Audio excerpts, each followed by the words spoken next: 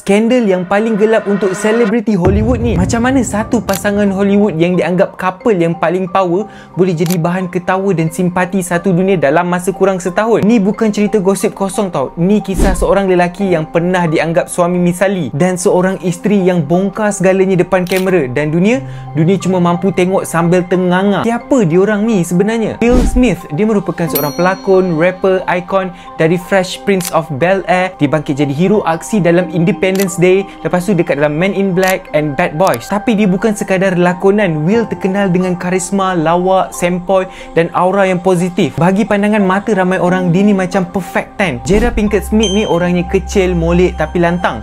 Pelakon dalam Set It Off, The Matrix dan penyanyi untuk band Wicked Wisdom ni. Dia bukan seorang isteri yang duduk rumah diam-diam. Dia aktif, outspoken dan sangat vokal tentang hak wanita dan juga kesihatan mental. Diorang berdua ni mula bercinta bila Will Smith berpisah dengan isteri yang pertama.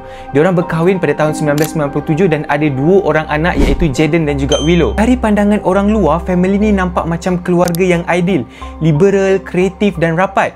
Pada tahun 2018, Jada lancarkan Red Table Talk. Konsep dia mudah je, bincang topik peribadi tanpa tapisan.